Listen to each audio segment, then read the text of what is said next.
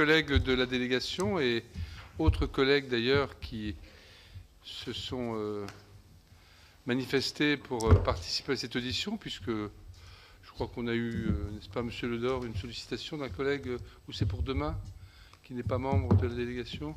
Non, c'est pas aujourd'hui, hein.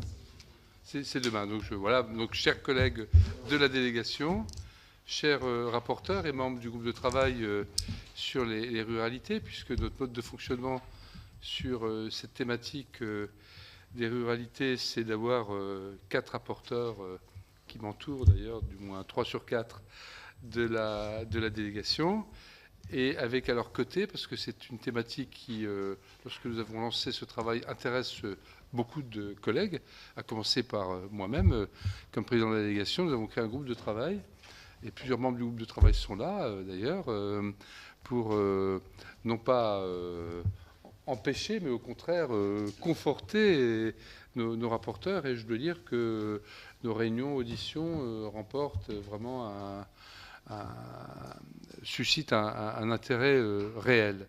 Nous avons déjà commencé le travail et nous allons le poursuivre, et je le dis en saluant nos invités, ce que je ferai plus précisément dans quelques instants. Mais je rappelle simplement que notre prochaine table ronde, après celle d'aujourd'hui, ce sera jeudi prochain, le jeudi de la semaine prochaine, le 31, de 13h30 à 15h, donc avant la séance des questions d'actualité et les relations entre l'État et les territoires ruraux. On aura d'ailleurs la présence, Monsieur Ledor, du secrétaire général du gouvernement. Ah bah décidément, j'ai pas de chance aujourd'hui. C'est pas ce coup-là. Enfin bon, je ne vais pas rentrer dans les détails, sinon je vais continuer à me tromper sur les personnes. Une réunion le 7 février au matin sur les territoires de projet, et une autre le 14, là aussi en début d'après-midi, sur les grands opérateurs et les ruralités. Bon, c'est juste pour... mais les collègues, vous allez recevoir un récapitulatif. C'est en train de partir, hein, puisque je l'ai validé hier, un programme du trimestre à venir, quoi, pour que chacun puisse, chacune prendre ses dispositions. Aujourd'hui, donc, nous avons le plaisir d'auditionner un certain nombre de responsables d'associations. Je veux vous rappeler que cette audition fait l'objet d'une captation vidéo et d'une diffusion sur le site du Sénat et donc les réseaux sociaux y afférents. Et je crois que c'est bien qu'il en soit ainsi, puisque nous sommes aussi là pour faire passer des messages. Vous êtes là pour nous faire passer des messages. Et chacun est légitime à le faire. Mais je préfère évidemment que vous en soyez informés d'emblée. Aujourd'hui, nous voulons vous écouter sur le regard des associations d'élus locaux sur les ruralités, les politiques publiques qui concernent les ruralités. On peut dire que c'est un serpent de mer, que c'est un thème ancien, qu'on est au cœur du métier du Sénat et des sénateurs, mais c'est en même temps une problématique en perpétuelle évolution, en perpétuelle mutation, et sur lequel parfois on dit beaucoup de choses sans, comment dirais-je, faire le distinguo entre les ruralités, hein, qui ne sont pas forcément toutes confrontées aux mêmes difficultés. On sait qu'il y a aussi des territoires ruraux qui fonctionnent bien, hein, qui ont trouvé à la fois équilibre, perspective, et même qui valorisent cette spécificité, et d'autres qui sont plus en difficulté, hein. Pour ne pas être dans les généralités, on a voulu, à travers les tables rondes, aborder cette question sous ses différents aspects.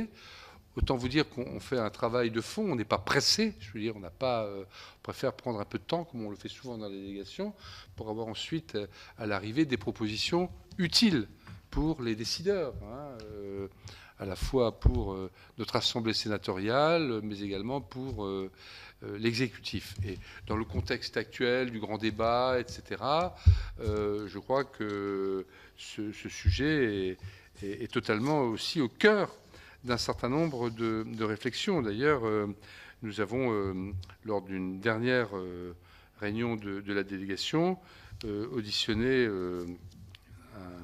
un représentant, un des vice-présidents de l'Association des maires ruraux de France, hein, je cite cet exemple, sur la manière dont ils ont mis en place les les cahiers de doléances au regard du mouvement des Gilets jaunes, quoi.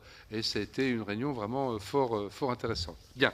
Alors, aujourd'hui, nous n'auditionnerons pas Yannick Berberian, qui jusqu'à hier encore devait venir et qui s'est excusé hier après-midi. Bon, nous l'avons déjà auditionné, hein, nous l'auditionnons volontiers, il nous connaît, nous le connaissons. Je n'ai aucune raison de ne pas donner foi au problème qu'il a mis en avant pour ne pas venir. Il a été retenu dans sa commune et donc je voulais l'excuser, bien sûr, tout en regrettant évidemment son absence. Nous devions avoir pour l'AMF, alors il y a des présents, il y a des absents, il y a aussi la météo aujourd'hui qui est un peu compliquée. Donc je crois que Jean-Louis Puisségur, président de la commission des territoires de l'AMF, ne sera pas là. Quelqu'un le représente? Et vous êtes Rachel Paillard, j'allais vous citer, rapporteur de la commission des territoires également. Oui, mais c'est vrai que j'aurais dû d'emblée dire que vous étiez un binôme. Loïc Hervé, notre collègue sénateur de Haute-Savoie, devrait nous rejoindre. Je crois qu'il y a séance et il y a notamment un sujet en séance qui mobilise beaucoup de nos collègues, une proposition de loi sur la problématique des 80 km/h. Non pas pour le supprimer en l'occurrence, mais pour améliorer la possibilité de récupérer ses points. Je crois que c'est ça le sujet. Hein. Et puis nous avons AT, Oxanen, chargé de mission aux petites villes de France, qui ont également fait un travail, dont Loïc Hervé, le secrétaire général. Alors, on va voir si Loïc vient. Qu'est-ce qu'il vous a dit? Parce que moi, il m'a rien dit. A priori, il arrive. Quand il le dit, il le fait. Est-ce que j'ai, en dehors des collaborateurs des associations que je n'ai pas forcément tous salués, est-ce que j'ai oublié des personnes que nous allons auditionner? Ce n'est pas le cas. Donc, je vous propose donc de commencer. Salut Loïc, on venait de dire que tu arrivais. Et te voilà, c'est formidable. Je voulais dire à mes collègues d'emblée que, contrairement à mes habitudes, je ne resterai pas en totalité parce que nous sommes mercredi, nous avons des réunions de commission, hein, souvent obligatoires.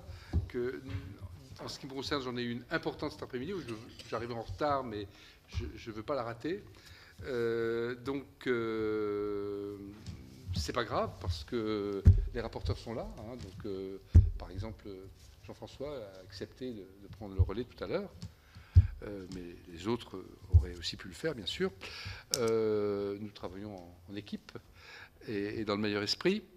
Et je vous propose de commencer peut-être avec Rachel Paillard pour l'Association des maires de France. Vous avez la parole.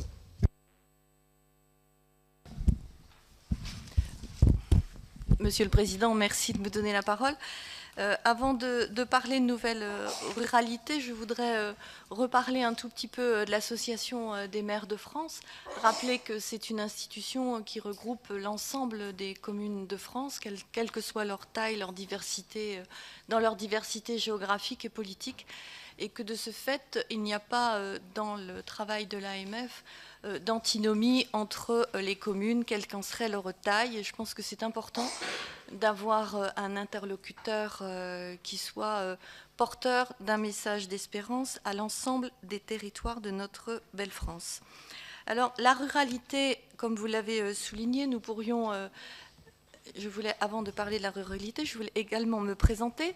Donc, je suis Rachel Paillard, vice-présidente de l'Association des maires de France, rapporteure de la commission des communes et territoires ruraux depuis maintenant plusieurs années. Et je donc co-préside cette commission avec monsieur Jean-Louis Puisségur, qui est absent aujourd'hui parce qu'il a des problèmes de dos. Et donc, au sein de cette commission, dont j'ai la charge de l'animation, nous nous posons également la question qui concerne directement votre travail au sein du Sénat, à savoir quelle nouvelle ruralité dans la France. Il est vrai qu'au sein de notre commission, des maires de toute la France se déplacent et nous pouvons avoir deux tendances.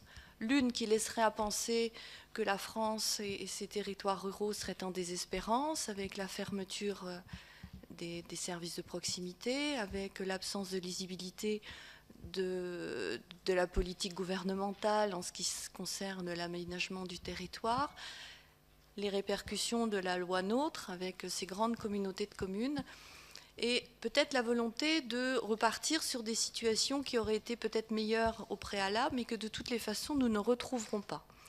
Donc il y a aussi dans cette commission une volonté de faire une part de prospective et de travailler sur la place de la commune, une commune intégrée dans des grandes communautés de communes ou petites communautés de communes, mais une commune qui serait encore le premier échelon démocratique de la France.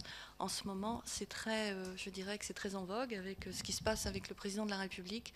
On voit par-delà la façon dont les uns et les autres on peut percevoir ce grand débat. Je pense que le point fort qui sera à retenir, c'est quand même de ce premier débat où les Français ont redécouvert qu'il y avait des maires qui avaient une parole courtoise et républicaine à l'endroit du président de la République, et qu'en cette période bien malmenée, c'était important de montrer que nous pouvions être un ancrage républicain et territorial.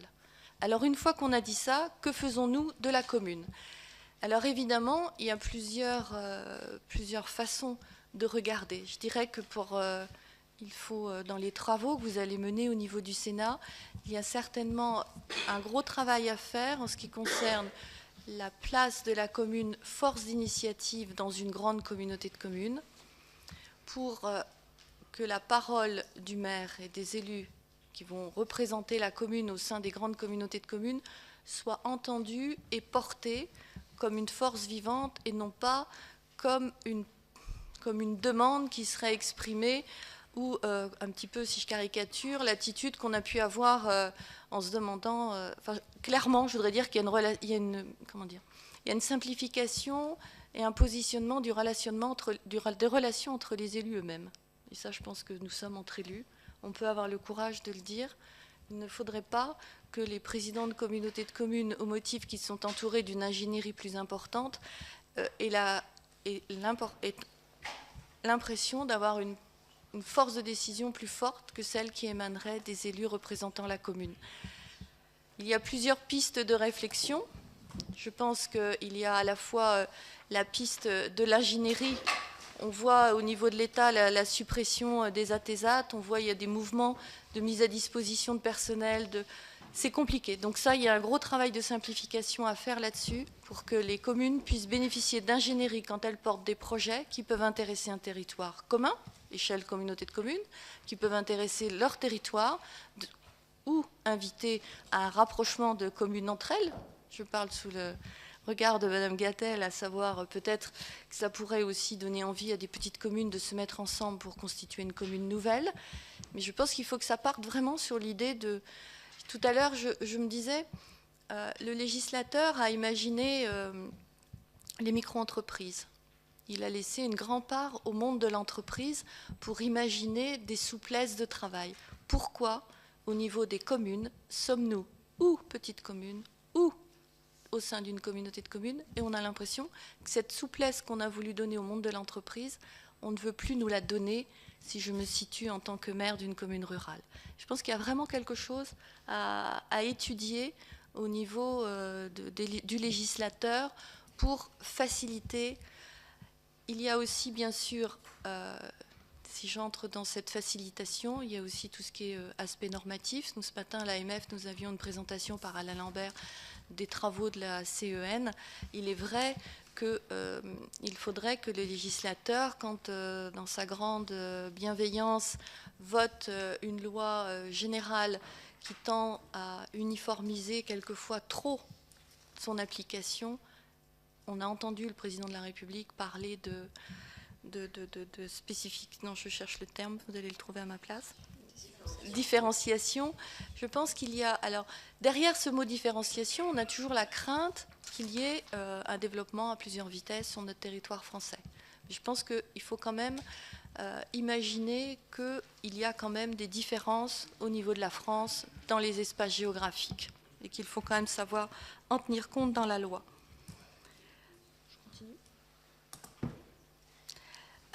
Après, évidemment, il y a la clarification avec la relation collectivité territoriale, bloc communal avec l'État. On peut noter dans les lois en rue, dans les déterminations des ZZR, des évolutions qui sont souvent quand même préjudiciables à la lisibilité de l'organisation territoriale. Cette instabilité permanente du changement des règles peut avoir, et là je ne me situe pas seulement au niveau de l'élu, mais au niveau des habitants. J'entendais hier un chef d'entreprise qui s'était rapproché de la grande ville parce qu'il n'avait plus d'aide dans le petit bourg dans lequel il se trouvait, parce qu'il n'était plus en zone qui lui donnait des avantages fiscaux. Ça a sous-entendu des salariés qui font maintenant 50 km par jour pour se rendre sur leur lieu de travail.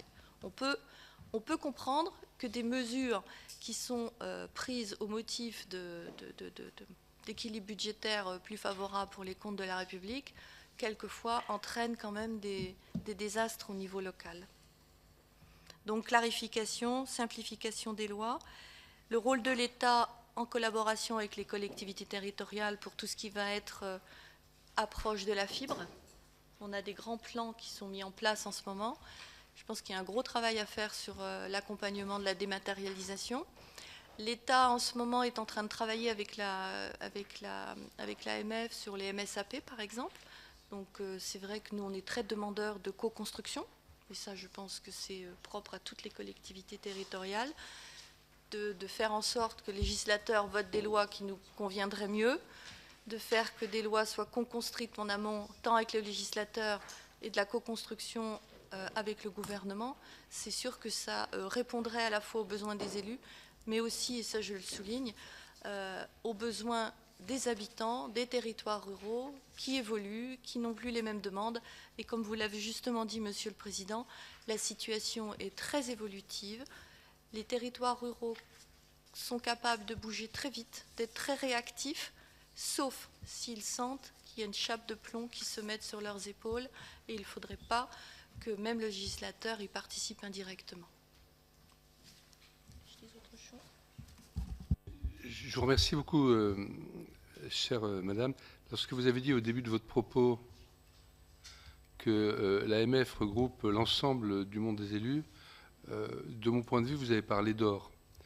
C'est ma conviction depuis très longtemps. Vous savez que par le passé, comme maire, j'ai présidé pendant d'assez longues années l'association des grandes villes de France, qui s'appelle aujourd'hui France Urbaine. Et j'ai à l'époque tenu à renforcer des liens déjà étroits avec l'AMF, où d'ailleurs je n'hésitais pas moi-même à participer à des groupes de travail sur des problématiques de type sécurité ou aide au développement, etc. Et je pense vraiment que l'intérêt de nos territoires, et ça va aussi sur la thématique de la ruralité, c'est qu'on arrive à trouver cette harmonie qui, dans l'ensemble, existe assez bien entre les différentes associations d'élus thématiques spécialisées, et elles sont nécessaires, et elles ont leur utilité, et la maison mère, si je puis dire, qui est l'association des maires de France, parce qu'elle nous donne de la force, de la cohérence, et au fond, au niveau de la délégation, c'est aussi comme ça que nous essayons de travailler, et jusqu'à présent, ça a pas mal fonctionné. Mais comme vous l'avez dit, madame, ce qui va sans dire va parfois bien en le rappelant. Et c'est ce que vous avez fait. Merci.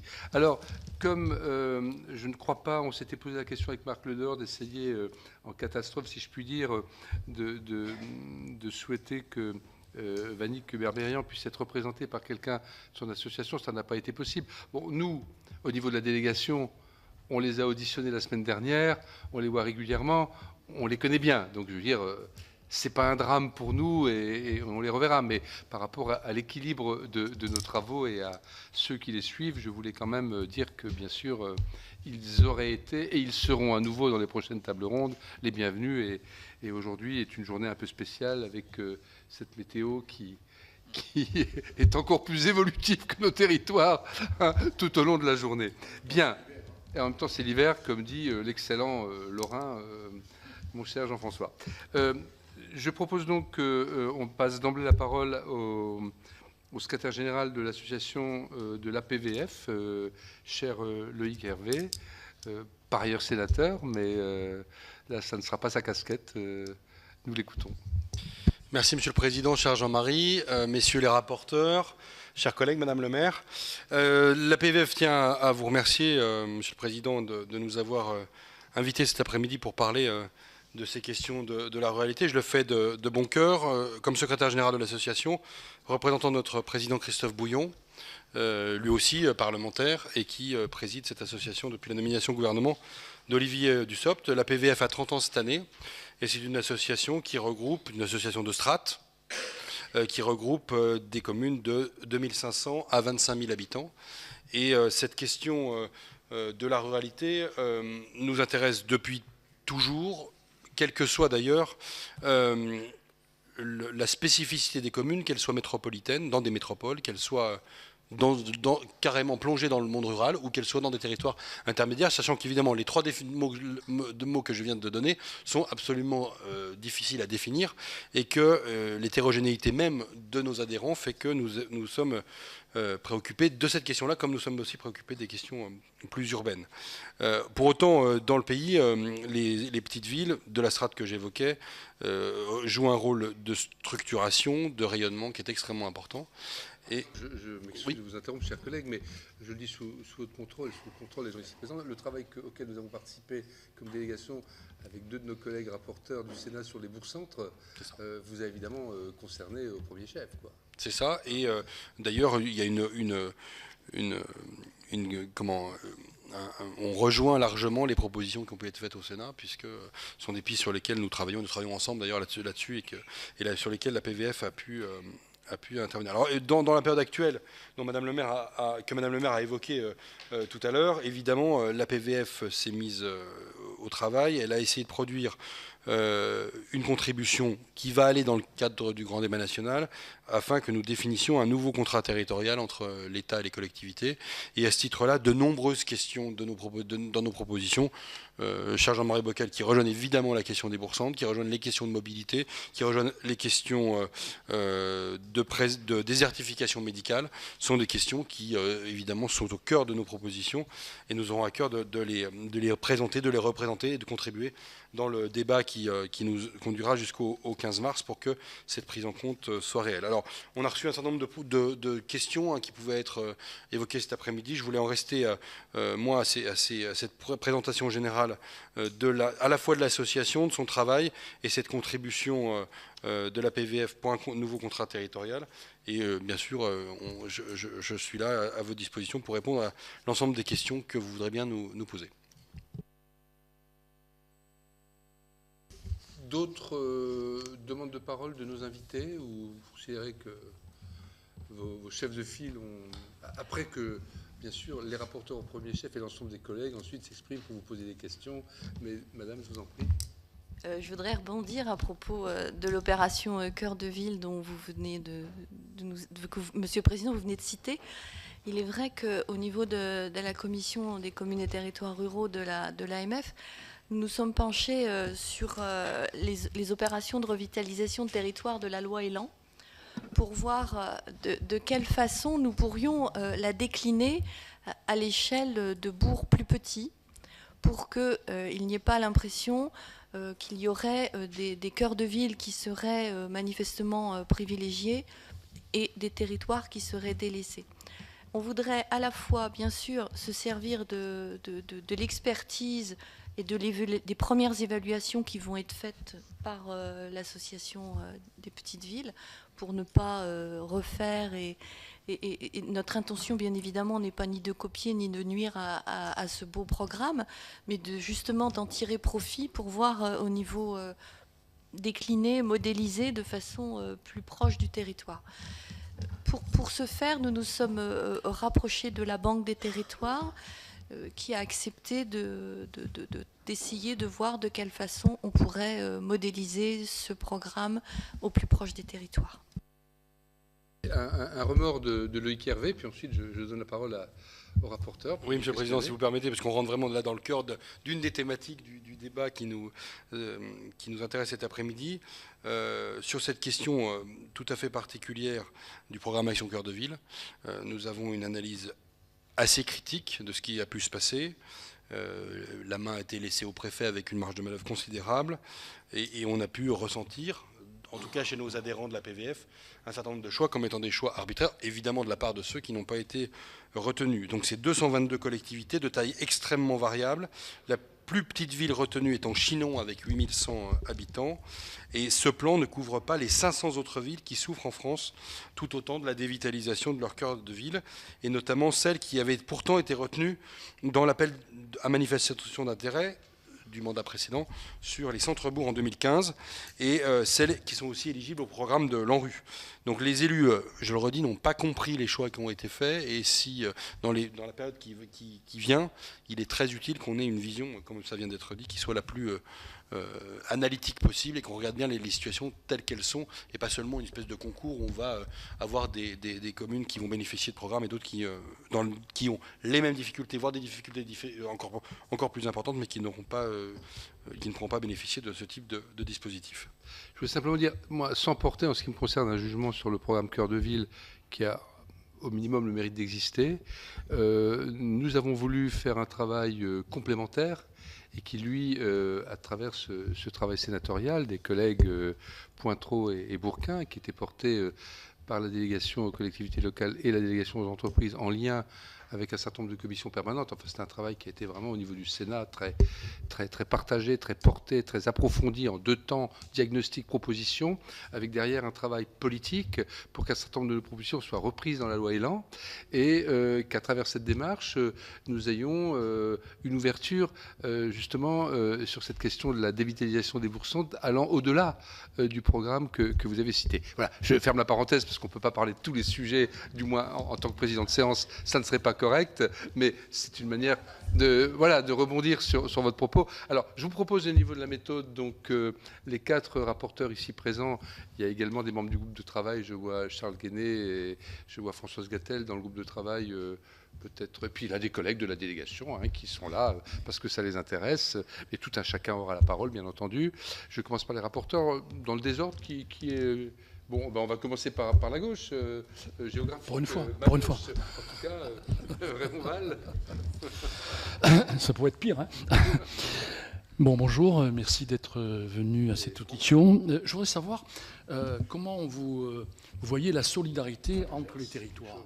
Et est-ce que vous pratiquez donc ces coopérations interterritoriales ou ce qu'on appelle aujourd'hui l'Alliance des territoires? Voilà. Et quelles sont les difficultés que vous rencontrez si vous avez engagé des politiques de coopération interterritoriale?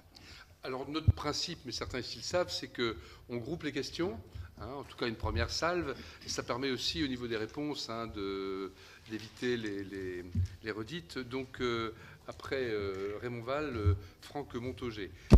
Ils sont tous les deux du Gers, mais c'est un département que nous aimons tant. Moi je l'ai traversé à pied, alors je l'aime encore plus que ça... Et puis qui traduit cette ruralité vivante. Et que j'invite ceux ici qui ne le connaîtraient pas à venir le visiter. On y vit très bien, on y mange très bien, mais on a quelques difficultés, d'où notre présence à tous les deux dans le groupe, et on n'est pas sûr d'y arriver. Voilà. Et voilà, l'union fait la force. Hein, voilà.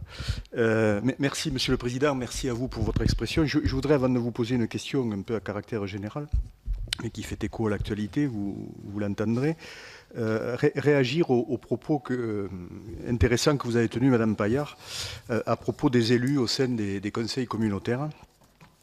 Vous avez évoqué un sujet qui est pour moi important, celui de la relation des élus entre eux au sein des conseils communautaires, si j'ai bien compris, et de leur place dans le processus décisionnel intracommunautaire. C'est un vrai sujet, comme est un sujet aussi d'actualité pour nous, puisqu'on va en débattre demain après-midi dans l'hémicycle, la représentativité des petites, entre guillemets, j'aime pas ce mot, cet adjectif, communes au sein d'intercommunalités regroupant souvent et trop souvent peut-être un grand nombre de communes et qui s'y trouvent de fait noyées.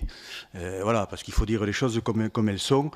Jean-Pierre Sueur est à l'initiative d'une PPL, d'une proposition de loi qui vise à rétablir ou à réintroduire un nombre de représentants de ces dites petites communes plus importants au sein des grands conseils communautaires.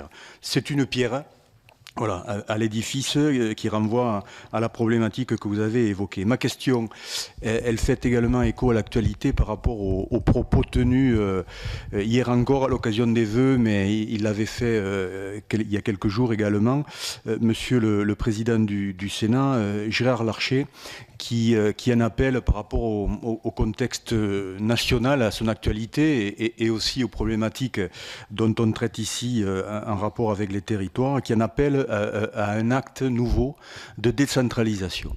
Si nous devions, dans les mois à venir, en passer par là, quelles propositions feriez-vous pour ce qui concerne les communes et les intercommunalités? Un acte nouveau de décentralisation, me semble-t-il, devrait donner un pouvoir accru aux couples communes-intercommunalités. Quelles seraient, dans cet esprit-là, les propositions un petit peu concrètes que vous pourriez faire? Merci. Merci Franck. Bernard Delcros est également rapporteur et sénateur du Cantal. Oui. Après le Gers, c'est ce qu'on fait. Magnifique département rural. C'est ce qu'on fait de mieux, mais après le Gers. Oui, qui est quand même un département... On ne va pas en faire un fromage. Non. Bon, un département qui, je le dis quand même, continue aujourd'hui à perdre des habitants. Donc moi j'ai plusieurs questions, mais je voudrais prendre le temps de les replacer dans un cadre un peu plus général et rappeler l'enjeu. On est tous d'accord, on l'a constaté tout au long du XXe siècle, pendant des décennies, on a assisté à un mouvement de la campagne, du rural vers l'urbain, qui est lié à un certain nombre de facteurs, qui est lié notamment à l'emploi, à l'attrait de la ville, à des emplois industriels qui sont créés aussi plutôt dans le milieu urbain. Et aujourd'hui, l'enjeu, c'est de dire, voilà, est-ce qu'on peut gagner le pari de la reconquête démographique de l'espace rural? Je pense personnellement, mais je pense qu'on le partage, qu'aujourd'hui, les conditions sont réunies pour ça. Pourquoi? Parce qu'il y a de plus en plus de gens, de familles qui font de la qualité de vie un critère prioritaire dans leur choix, parce qu'il y a aussi l'arrivée du numérique quand il est installé, qui permet d'effacer les distances et de mettre finalement tous les territoires sur un plan d'égalité. Réussir ce pari et réussir finalement l'avenir de la ruralité, ça suppose d'avoir une politique d'aménagement du territoire qui soit volontariste pour accompagner ce mouvement et pour, au final, et l'enjeu il est là, une meilleure répartition de la population sur le territoire national. C'est pas seulement l'intérêt de la ruralité, je pense que c'est l'intérêt de la société française de demain.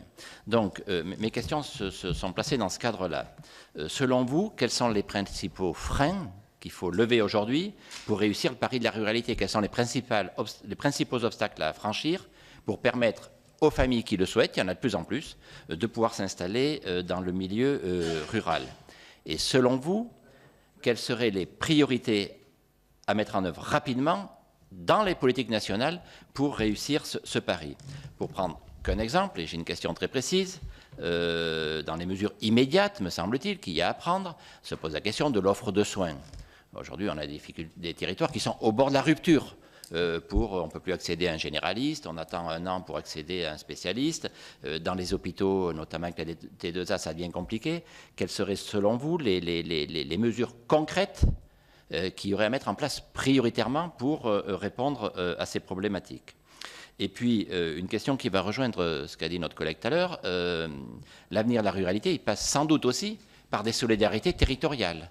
Considérez-vous aujourd'hui que les régions mettent en place des politiques de solidarité territoriale et donc d'aménagement du territoire suffisantes, oui ou non? Sinon, que peut-on faire pour favoriser ces solidarités territoriales au sein de l'espace régional, entre les métropoles, l'espace rural?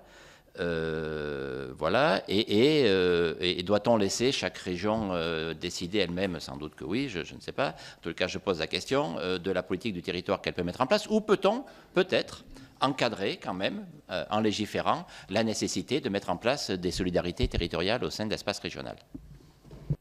Merci Bernard. Enfin, toujours parmi les rapporteurs, Jean-François Husson, qui lui est de la Meurthe et Moselle, encore une autre configuration qui est à la fois urbaine et rurale. Jean-François. Ouais, qui a une forme bizarre, puisqu'on est mitoyen de la Belgique et du Luxembourg, qu'on a la forme d'un canard et que dans le ventre du canard, vous avez à 120 km de là, au nord, Nancy, voilà, qui est la ville-préfecture. D'abord, moi, je suis évidemment... Il n'y a aucun problème, c'est pas... Il suffit de regarder la forme du département pour y voir un critère, c'est ma nature, d'objectivité. Hein, voilà, allez. Moi, je vais vous poser 2 questions, en fait. Tout ça étant, ça a été dit par d'autres, enfin, je pense qu'il y a un enjeu sur l'interdépendance territoriale. Ça, c'est la carte. Et je ne veux pas rentrer, en tous les cas, pour l'instant, je m'interdis de rentrer dans une énième réforme. Je vais vous dire pourquoi, parce que je pense que depuis 2010, les Français et les élus sont essorés, fatigués, il n'y a pas de lisibilité, il faut être un peu sur mode pause. Alors je sais que la mode est au mouvement permanent, mais ça saoule, ça déstabilise qui que ce soit. Voilà. Et je dis ça voilà, sans prétention aucune, néanmoins je veux partager ce point de vue. 2 préoccupations majeures.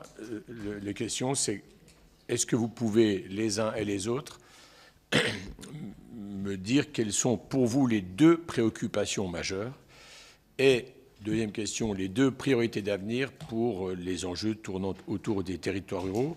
Et pour ne pas être trop exhaustif ou avoir un spectre de rayonnement trop large, essayez de le concentrer, si vous l'acceptez, je parle des préoccupations et des priorités d'avenir, sur lesquelles vous considérez que les territoires ruraux, et notamment les communes seules ou avec leur groupement, ont la main, seules ou avec d'autres. Voilà, quand je dis seules ou avec d'autres, c'est avec d'autres collectivités. Alors, quel collègue souhaite encore prendre la parole? Donc, nos membres du groupe de travail, que sont Françoise Gatel et Charles Guenet, pardon. Ensuite, M. Denis, Mme Espagnac. Hein, pardon, M. Hervé. Oui, c'est bien de grouper. Ah, vous auriez voulu faire une première séquence de réponses maintenant? Mais ça hiérarchise en quelque sorte les intervenants. C'est pas trop notre pratique. Mais je suis cool, hein, moi, c'est comme vous voulez. Que dit le peuple des... Pardon? C'est ce que je pense aussi. Donc on continue. Nos collègues ne sont pas, vous avez vu, sont assez sobres dans leurs questions. Denis, Frédéric, Marc Denis. Et voilà, bah, écoutez, très bien. Donc, chère Françoise. Merci beaucoup, Monsieur le Président.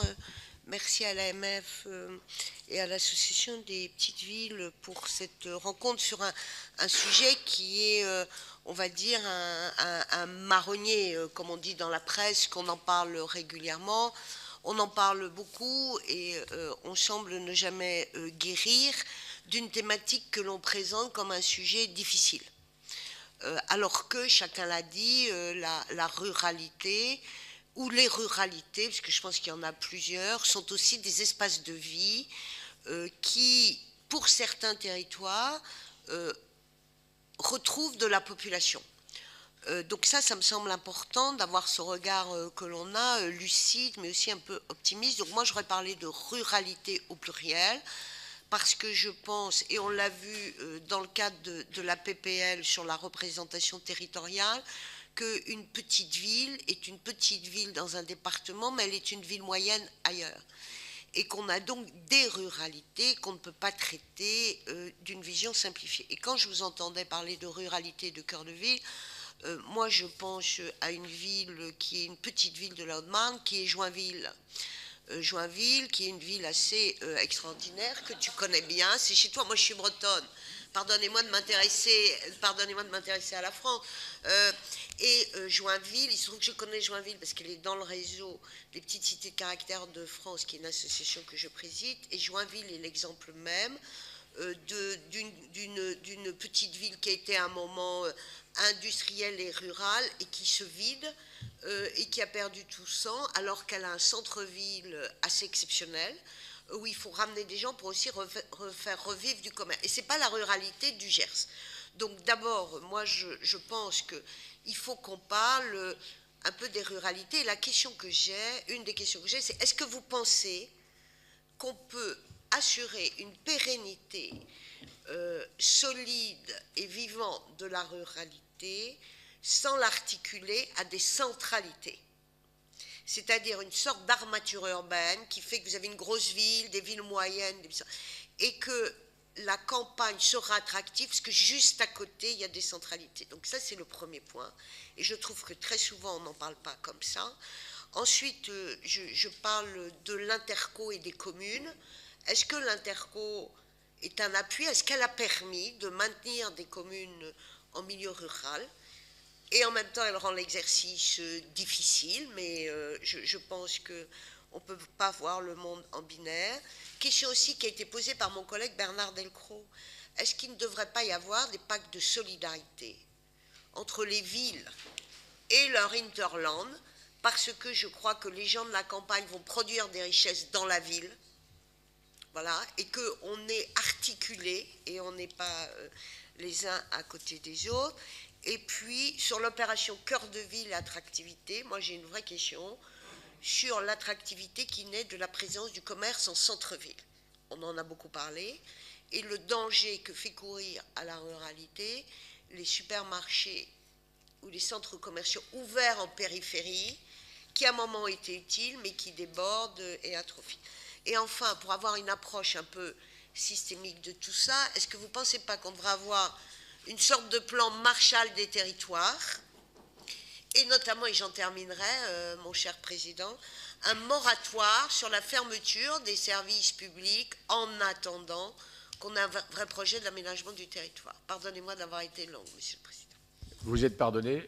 Je vais simplement faire une proposition parce qu'on essaie d'être concis et de n'avoir au maximum par intervenant que 2 questions, puisque même si elles se recoupent, vous voyez que ça fait du boulot. Et certains ayant des engagements par ailleurs, autant que... Parce que répondre quand une partie de ceux qui éventuellement auraient posé la question ne sont plus là, par rapport à nos autres, je trouve que ce n'est pas courtois. Donc je vais changer Frédéric Espagnac. Enfin, je vais changer de bord. Je reviendrai, on fait... Voilà. Enfin, va bien. Merci. Oui, t'es puni à cause de moi. Merci, Monsieur le Président. Je vais essayer d'être rapide.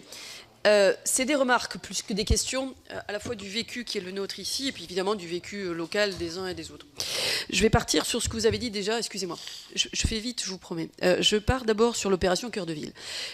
On l'a vécu avec Bernard. La réponse de la ministre à l'époque, on était donc rapporteur, enfin moi j'ai été rapporteur pour la commission des finances du budget FISAC, et on nous a expliqué que l'action Cœur de Ville remplaçait, notamment en termes d'aménagement de centre-bourg et autres. Voilà. Donc déjà, moi je m'inscris un peu en faux parce que j'ai tendance à penser que c'est pas que les préfets qui ont choisi. Il y a 220 villes, communes qui ont été choisies. J'ai envie de dire qui auraient été quand même ciblées par le haut. Il y a eu peut-être des choix politiques, mais ça c'est pas le lieu ici. La question aujourd'hui qui s'est posée à nous, c'est déjà, et c'est peut-être une alerte, c'est pour ça que c'est en ça que c'est une remarque pour chacun d'entre vous, c'est que la réponse de la ministre a été de dire la Banque des territoires l'an prochain. Moi, tout ce que je sais, c'est que droite ou gauche, ça a été la tarote depuis 20 ans de Bercy, de supprimer le FISAC, et on a vu l'évolution qu'il peut y avoir, même si le FISAC est au final une petite enveloppe, mais ça préservait, quoi donc? Le petit commerce, le dernier, le petit café, ou la réouverture, c'est où on stabilisait, où on permettait de réouvrir le petit café, le petit restaurant, qui est ce lieu de vie social, où justement derrière, il y a le commerce qui va avec même des fois le point poste, paradoxalement. Moi, en pleine montagne, j'ai réussi à réouvrir un resto qui fait point poste, pain, restaurant, et voilà. Et ça, c'est le seul lieu de vie, mais qui a ramené du coup une nouvelle génération de jeunes qui veulent rester là, qui veulent retrouver la vie dans ces villages et qui veulent accompagner. Donc c'est en ça que j'ai envie de dire, il y a 2 choses. La première, c'est une opération, c'est une suggestion, et je ne sais pas quelle sera, mais dans le travail que vous faites aujourd'hui avec la Banque des territoires, il faut en effet un vrai complément pour la ruralité. Alors je ne sais pas, comme l'a dit Françoise, sur des centralités, mais en tout cas, il manque aujourd'hui quelque chose sur l'aménagement, de ce point de vue-là, des centres-bourgs, et aussi sur l'aspect commerce et vie. Et donc, que ça soit FISAC, sur lesquels on s'est battu avec Bernard, ou que ça soit une nouvelle ligne, ou en tout cas un nouveau projet, mais Cœur de Ville, ne correspond pas à la ruralité, et 2, on a ce besoin-là, plus que jamais. Parce que paradoxalement, voilà. La deuxième chose, je vais parler d'expérience pour le coup. J'ai la 2e casquette de conseil régional. C'est vrai qu'en Aquitaine, nous, on a vraiment fait un choix de se dire il faut des contrats de territoire ruralité et donc que la région prenne ce rôle-là et assume ce rôle-là. Et donc ça, j'ai tendance à penser que ça doit être une responsabilité aujourd'hui sur l'aspect justement cœur de bourg dans la ruralité, mais pas que, sur les aménagements centraux. La région doit jouer ce rôle-là et je crois qu'il y a peut-être une obligation à faire de ce point de vue-là, mais en tout cas, certaines le font et je crois que c'était indispensable. Et on voit en tout cas que quand c'est co-construit avec les territoires, ça fonctionne et on permet de stabiliser plein de choses, dont dedans, souvent les maisons de santé et d'autres choses. Donc ça permet d'apporter un financement qu'il n'y avait pas forcément avant. Je mets un cas sur la table. J'ai un territoire qui est un peu particulier. Puisque donc ça va être la question. C'est la question. Je m'en excuse. Mais c'est une suggestion en même temps, parce que je crois que ça nous concerne à tous. J'ai un département qui est coupé en deux, avec une EPCI qui a fait, avec 145 communes, vous allez me dire, catastrophe, c'est une intercommunalité XXL, qui est paradoxalement une agglo, excusez-moi, tu vas voir le truc, c'est une agglo où on a fait le choix de cette solidarité interterritoire. Et donc on a du rural, de la montagne, de la côte, c'est le Pays Basque. Paradoxalement, qu'est-ce qui s'est passé? Parce qu'on a joué ce jeu-là de solidarité et que pour autant on stabilise les petites communes, chez nous, on a eu beaucoup de mal à faire des communes nouvelles. Et donc, paradoxalement, le contrat de territoire urbain-rural, il est au sein de l'agglo, justement par rapport à ce que vous disiez. Parce que, potentiellement, sur les circuits courts, sur un certain nombre de choses, il y a potentiellement, je crois, de ce point de vue-là, une vraie solidarité qu'on doit développer. Si ce n'est que la première des conséquences, et ça a été souligné tout à l'heure, toutes les communes qui ont joué le jeu et qui étaient en ZRR ne le sont plus aujourd'hui. Et paradoxalement, tous les avantages, quand on accumule, et j'en reviens à mon premier point, toutes les petites communes qui pouvaient bénéficier du FISAC avant ne peuvent plus bénéficier des avantages derrière pour les entreprises, défiscalisation et autres. Ce qui fait que paradoxalement, ces communes qui ont joué le jeu sont les premières impactées. Donc c'est en ça aujourd'hui, je ferme la parenthèse, mais il faut quand même faire en sorte que quand on rentre justement et que les petites communes elles-mêmes décident de jouer le jeu de la solidarité et de faire un pacte avec l'urbain, qu'elles ne soient pas les premières pénalisées. Merci. Donc je conclus j'en tire comme enseignement que quand les collectivités prennent des initiatives, parfois ça bouscule l'État d'un côté et surtout ça perd des avantages. Mais bon. Donc en même temps, on aurait pu t'inviter à être aux côtés de ceux qui témoignent. Allez, je vais rechanger. Je repars voir Charles Guénet. Merci, Monsieur le Président. Donc, la première question, on voit qu'on va avoir une nouvelle donne, puisque le Président Larcher en a parlé. On peut avoir des avis mitigés, comme celui de notre collègue Montaugé ne correspond pas forcément à celui du Président actuel. Mais on voit très bien qu'on peut avoir un reformatage des communautés de communes XXL. C'est-à-dire qu'elles risquent de repartir à un format plus adapté. La question que je pose, c'est qu'il ne faudrait pas que non plus ce retrait soit accompagné, enfin ce reformatage soit accompagné quelque part d'un recul au niveau des compétences stratégiques qui sont sur des espaces beaucoup plus grands. Pour avoir expérimenté le PETR, je pense que ça peut être une solution, d'autant plus que il y a des conférences des maires, c'est une formule syndicale et c'est quelque chose d'intelligent. Donc, la question, c'est quelle est l'attitude de l'AMF par rapport à cette utilisation des PETR dans ce cas. Ce n'est pas une condition qu'on a mis dans la PPL, mais je trouve que ça pourrait être intéressant.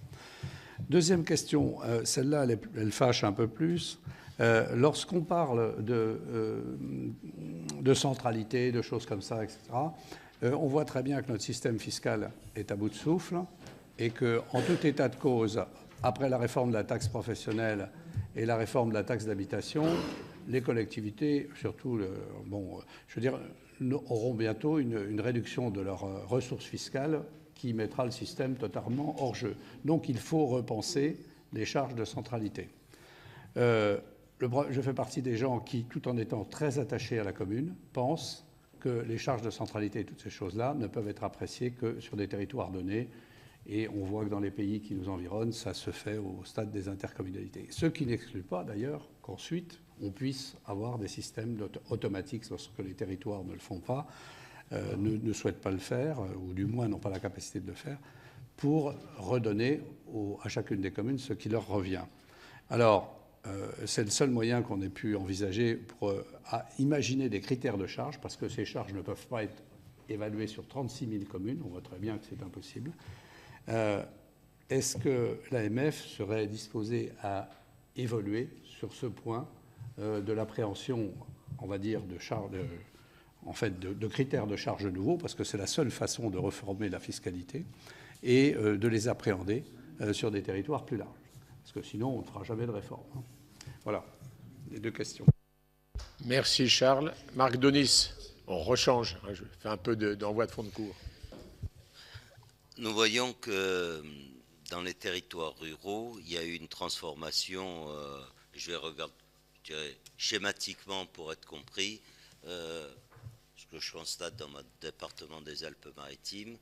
Vous avez une partie de la zone rurale qui est soumise à une pression foncière, démographique, avec un développement important, et pas loin, pour des raisons historiques, enclavements diverses, des territoires en déperdition. Et dans les deux cas, on a une arrivée de néo-ruraux, pardon Franck, on a une arrivée de néo-ruraux qui ont bouleversé les économies locales pas simplement sur le plan culturel, mais aussi économique. Ma question est très simple, elle rejoint d'ailleurs un peu celle de Charles Guéné. Comment vous pensez qu'on peut... qui doit assurer ces éléments de solidarité territoriale? Parce que l'attachement à la commune fait qu'on pense que c'est le maillon de base. Les réponses traditionnelles que pouvait apporter la commune dans le milieu très rural trouvent leurs limites avec une demande sociale qui est de plus en plus forte et qui est un élément de son attractivité par rapport aux services qu'elle va pouvoir proposer. Tout en ayant dans cette espèce de schizophrénie, je n'ai pas les moyens d'eux, et en même temps, si je ne veux pas mourir, il faut que je puisse amener un certain nombre de services. Qui doit assurer cette solidarité? Le département, l'État, l'intercommunalité, sous quelles conditions, quels critères? Merci Marc. Donc ça va être simple pour vous. Alors, ce que je vous propose en termes de méthode, je vais donner la parole à Rachel Paillard, puis à Loïc, s'il y a besoin d'ajout. Simplement, si l'un ou l'une d'entre nous considère qu'il n'a pas eu de réponse à la question, voilà, on fait une... Voilà, vous savez, ne vous inquiétez pas ici, c'est la maison du bon sens et de la tolérance. Allez. Voilà. Si je n'ai pas la réponse, je me laisserai aux collègues oui. Puisque Marc a repris la parole, avant de vous donner la parole, Madame Paillard, pour 15 secondes à mon voisin. Oui, juste par rapport au propos liminaire de Charles Guéné, je n'ai pas dit que j'étais favorable à un acte nouveau de décentralisation. J'ai fait allusion à l'expression de notre président. Voilà, donc c'est une hypothèse parmi d'autres, ou une possibilité parmi d'autres. Mais je comprends tout à fait la position de Jean-François. Ça y est, à vous de jouer, Madame Paillard. Alors avant de répondre, je voudrais dire que je suis allée dans le Cantal à Ruralitique et que je me suis un petit peu perdue sur les routes la nuit, donc je comprends les difficultés du monde rural quand on ne connaît pas le monde rural pour s'orienter. Dans le Gers, j'ai travaillé beaucoup avec Jeunesse et Sport du Gers à l'époque où je travaillais sur les programmes de sport santé nature. Et puis, évidemment, le Grand Est, je connais puisque je suis maire de Bouzy qui est situé dans la Marne, dans la région Grand Est. Quant à Madame Gatel, je l'ai rencontrée, je lis régulièrement ses propositions de loi sur les communes nouvelles et sur la possibilité de transformer une commune nouvelle à l'échelle de la communauté de communes. Et puis, Monsieur Guéné, c'est un voisin. Donc voilà. Et les Alpes-Maritimes, j'ai eu la chance ou la malchance d'être auditionnée à l'Assemblée nationale sur la thématique de l'urbanisation dans ces départements qui problématique un peu différente de ce que nous pouvons vivre dans le Grand Est. Alors, ce qui concerne les solidarités, je voudrais reprendre un petit peu les propos que j'avais tenus tout au début, à savoir sur l'organisation territoriale, la liberté, la force d'initiative. On a entendu Madame qui expliquait que dans son petit bistrot, c'était le seul point. Donc en fait, c'est une initiative locale. D'un autre côté, on a aussi la problématique de l'arrivée de la fibre. Et là, je pense que le Grand Est, et on verra dans les usages après comment les choses vont se décliner, mais qu'on a quand même été fait preuve d'une solidarité exemplaire. J'étais conseillère régionale en Champagne-Ardenne et conseillère régionale ensuite dans le Grand Est. Au niveau du reste à charge pour les communautés de communes, ça n'a rien à voir. Donc on peut dire que la solidarité à grande échelle peut apporter un bénéfice direct à l'habitant qui va avoir plus rapidement et beaucoup moins cher la fibre à la prise à son domicile. Donc voilà. 100 € de reste à charge. Ouais. Oui, oui. Alors pour avoir été en plus c'est un sujet que je connais bien puisque j'étais marnaise et au syndicat d'électricité, donc j'étais en charge de ce dossier et vraiment c'est exemplaire. Donc je pense que là-dessus on peut vraiment rendre hommage au président Richert qui a fait un travail considérable pour aller rencontrer les départements, les syndicats existants pour fédérer l'ensemble des acteurs pour un résultat rapide et efficace. Donc l'aménagement du territoire et solidarité, je pense que c'est vraiment lié. Quand on veut un résultat, il faut être capable de se mettre autour de la table, de faire abstraction des différences politiques et autres pour avancer, pour apporter le meilleur service possible à l'habitant. Après, il y a un autre niveau de solidarité, ce sont les départements. Alors, j'ai pas voulu en préambule dire que on a quand même une baisse des dotations globales dans tous les échelons des collectivités territoriales. Donc c'est vrai que la solidarité, c'est un mot qu'on entend, mais on entend en ce moment plutôt dans le manque que dans le plus. Donc comment allons faire en ayant moins pour que chacun ait un peu plus? Donc l'exemple de la région avec le travail qui a été fait sur la fibre est quand même exemplaire. Bien sûr, il faut de la solidarité. Moi, je suis dans un territoire qui participe plutôt en solidarité positive pour la ville voisine. Donc c'est vrai que... Et pourtant, on n'a pas l'impression... Enfin, c'est compliqué, la solidarité, je trouve. C'est un sujet quand même qu'il faut aborder avec beaucoup de... adapté à chaque territoire, parce que c'est quand même le FNCIR là qu'on verse. Nous, c'est 100 000 €, c'est 1 million d'euros en moins par an sur ma communauté de communes qu'on redonne, on dit en riant, pour la ville de Reims. Mais bon, enfin, faut peut-être pas filmer, peut-être pas dire ce genre de propos. Non, c'est un exemple simplement. Mais par contre, je pense, ce qui est intéressant, c'est au sein de la communauté de communes. On peut organiser des solidarités avec des fonds de concours, j'entendais, j'étais avec le maire de Saint-Dié qui m'expliquait que dans sa communauté de communes, il y avait un fonds de concours pour les petites communes de moins de 2000 habitants. Je pense que c'est intéressant qu'on peut avoir à la fois des fonds de concours en monnaie sonnante et trébuchante, mais on peut aussi avoir des fonds de concours en ingénierie. Parce que je me permets de répéter, je pense que l'ingénierie, qu'elle soit déclinée au niveau de la commune, de la communauté de communes, de la région, du département, c'est quand même là qu'il y a certainement des sources d'économies à faire pour obliger l'État à réorganiser globalement les compétences et savoir, c'est un sujet qu'on aborde assez régulièrement à l'AMF, qui paie décide.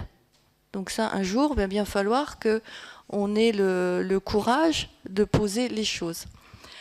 Après, bien évidemment, vous avez parlé des services et de ce qui pouvait favoriser la venue de nouveaux habitants. La fibre, bien sûr, tous les services de santé, évidemment, et la mobilité. La mobilité, on en a un exemple criant chaque jour, si on allume, pour peu qu'on regarde un peu les informations. Excusez-moi, je vais reprendre mes notes parce que je ne sais plus où j'en suis. Peut-être un intervenant peut-il m'aider? Un questionnaire? Ça dépend, ou alors vous faites une pause. Voilà, oui, je vais donner à monsieur, c'est une bonne idée. Merci, monsieur le Président. Quelques éléments de réponse à ces nombreuses questions qui sont toutes au cœur des réflexions que nous avons nous-mêmes au sein de la PVF. D'abord sur la question de la décentralisation. Car je crois qu'un nouvel acte de décentralisation est une marque de confiance, mais encore faut-il qu'il s'agisse d'une vraie décentralisation, c'est-à-dire d'une décentralisation dans laquelle on clarifie ab initio le rôle de l'État, qu'on sache le rôle de l'État avant et qu'on sache le rôle de l'État après. S'il s'agit simplement de transférer, comme on l'a toujours fait, des compétences et de garder un État qui est un État plutôt tatillon, qui conserve des capacités de contrôle, donc il y a une vraie question. Donc, et de la même manière, plus de liberté au territoire, mais aussi davantage de capacité à avoir des ressources et à les maîtriser. Je crois que c'est quelque chose d'essentiel. Et aussi se poser la question du pouvoir réglementaire. Si on parle de différenciation, il faut aussi qu'on puisse se poser la question de l'adaptation des normes, car notamment en direction des territoires ruraux et des collectivités de petite taille, l'un et l'autre, le territoire et les collectivités qu'on en la charge, la question de l'adaptation des normes, je pense en particulier aux normes réglementaires, je pense que c'est quelque chose d'absolument important. Là, on irait plus dans le détail des choses que dans des choses qui sont annonçable de manière médiatique, mais la question du détail de l'application des normes dans des territoires qui doivent faire face à des enjeux de taille considérablement plus importante, ça me paraît quelque chose de plus important. Alors, sur la question qui nous a été posée à la fois des priorités en lien avec l'attractivité des territoires ruraux. Moi, je vous propose d'en retenir 3 pour ce qui est des travaux de la PVF. Sans ordre hiérarchique, le numérique, la mobilité et la santé. Le numérique, nous devons avoir une vigilance, et nous avons une vigilance en tant qu'association d'élus, à ce que les engagements pris par les opérateurs, à ce que les engagements pris par l'État, en termes de déploiement de la fibre optique, notamment du FTTH d'une part, et des réseaux de 3G, 4G en téléphonie mobile, soient complètement, que les engagements soient tenus. J'ai quelques éléments, comme vous, mes chers collègues, j'imagine, venant du terrain, qui me font croire que la situation n'est pas aussi rose sur le terrain qu'elle l'est quand on entend les choses ici même dans la capitale nationale. Donc le numérique, pour nous, c'est quelque chose de vital. D'ailleurs, c'est la condition en termes d'équipement des territoires qui est primordiale en termes notamment d'accompagnement des activités économiques. Et on parlait de personnes qui vivent en ville et qui choisissent de s'installer à la campagne, avec le collègue qui est parti, qui nous l'a dit tout à l'heure, avec toutes les questions autour des besoins nouveaux que ça suppose. Naturellement, il faut qu'on apporte des réponses à ces besoins nouveaux. Deuxième sujet, la mobilité. C'était la cause d'ailleurs de la crise sociale que nous vivons depuis quelques mois dans le pays, avec la prise en compte de la nécessité dans les territoires ruraux de devoir se déplacer et de se déplacer à des coûts qui sont plus chers qu'en ville. Donc nous proposons la mise en place d'une prime mobilité pour les habitants des territoires peu denses, accordée en fonction de critères sociaux et géographiques, l'instauration au niveau national d'un pass mobilité inclusive permettant d'offrir les mêmes services de mobilité partout sur le territoire national à l'ensemble des personnes vulnérables, donc cette dimension sociale, et enfin le renforcement du plan gouvernemental d'investissement dans les transports en doublant les dépenses actuelles de l'État pendant au moins 10 ans, conformément aux préconisations du scénario 3 du rapport Duron. Ça, ce sont des choses qui sont essentielles, sur lesquelles il faut que l'exigence soit portée au plus haut niveau. La question de la mobilité, elle ne peut pas trouver de réponse que dans la question des tarifs du carburant. Il faut des réponses qui soient des réponses beaucoup plus structurelles à notre avis. Enfin, la question donc de la santé. Nous souhaitons l'accélération de la réforme de la tarification à l'activité, cette tarification favorisant les grands hôpitaux par rapport aux établissements de taille plus modeste. C'est un vrai danger. On voit un certain nombre des questions au gouvernement qui ont été posées hier sur ce sujet-là, notamment la question des maternités. Nous devons absolument travailler sur cette question-là. Et je mets les pieds dans le plat, mais selon la PVF, on n'arrivera pas à régler le problème des médecins dans les zones de désertification médicale sans poser des mécanismes de régulation de l'installation des médecins libéraux. Autant le dire comme ça. Je sais que ça ne fait pas le consensus partout. Je le sais bien, mais je pense que, oui, c'est compliqué, mais il y a d'autres professions pour lesquelles on a dû employer malheureusement ce type de méthode, et il y a beaucoup plus longtemps, c'est pas contemporain, c'est quelque chose de beaucoup plus ancien. Enfin, sur les outils, et j'en conclurai par là, sur les outils de solidarité entre les territoires. Moi, je suis très vigilant à un risque que nous avons, qui est le risque du fléchage. C'est-à-dire qu'à enveloppe constante, on définit un certain nombre de territoires lauréats d'un dispositif, qu'on va appeler contrat, qu'on va appeler pacte, appel à projet, etc. Et on va flécher dans ce territoire-là, à enveloppe constante, des financements qui sont déjà existants. Donc ça veut dire que c'est clairement déshabiller Pierre pour habiller Paul.